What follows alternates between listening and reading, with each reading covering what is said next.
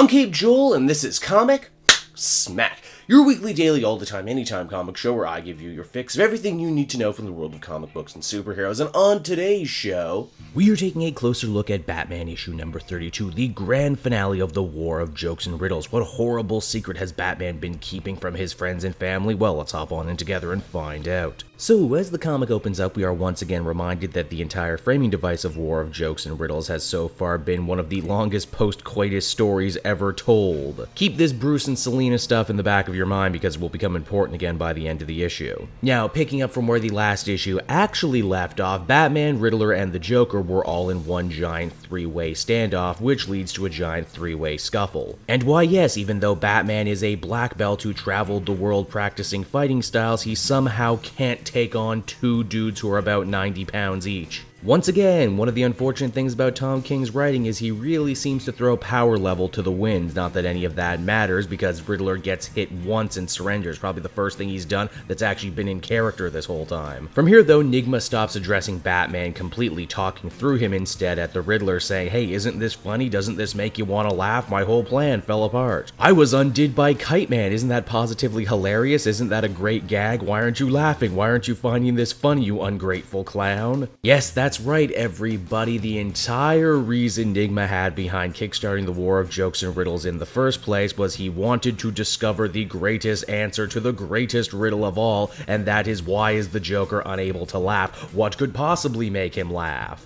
I don't know why Edward Nigma cares so much, considering the Joker is only just beginning his criminal career now. He's not like some sort of mythical figure, at least yet he's not. As you might have guessed, Batman is pretty disgusted by this newest revelation, especially when we stop and consider Riddler was more than okay murdering Kite Man's young son just so the dominoes would fall where they may. In fact, he's so upset and so distraught, Batman has decided he's had enough and he's going to end Riddler's wretched life right here, right now. Only when he picks up a machete and is about to stab him, the Joker ends up blocking the blade with his hand. An act that he finds absolutely hilarious. He busts a total gut over the idea that the only reason Batman is not a murderer right now, the only reason he never crossed his line, was because the Joker stopped him.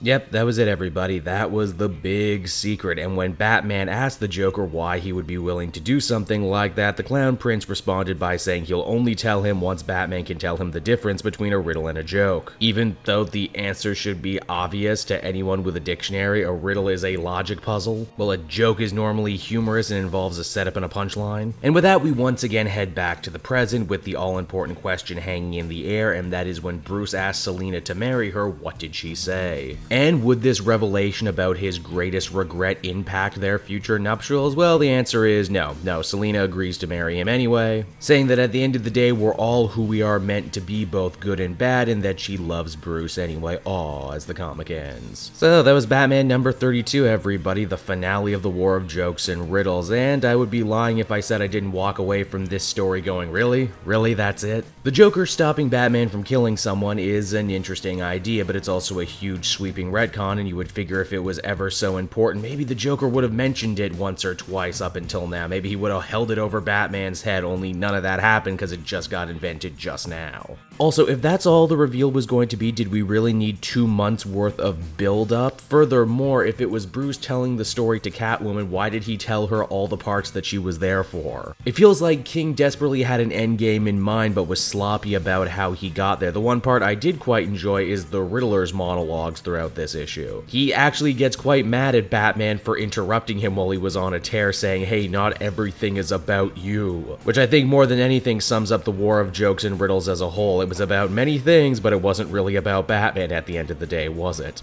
At the end of the day, though, I didn't think this issue was absolutely terrible, just very underwhelming. A lot of sound and fury signifying nothing, which is why I can only give it a 6 out of 10. So that's Batman, everybody. I hope you enjoyed it, and as always, why not check out some of the other videos I have available on my channel. Then you could follow me on social media at Cape Joel. And if you like what I do and want to support the channel while YouTube will still let you, then you can become a patron. The link's right down in the description, and patrons get exclusive access to videos and content before anyone else for as little as $1 a month. So until next time, everyone, this has been Cape Joel. Thank you so much for watching, and I'll see you all again later. Bye-bye.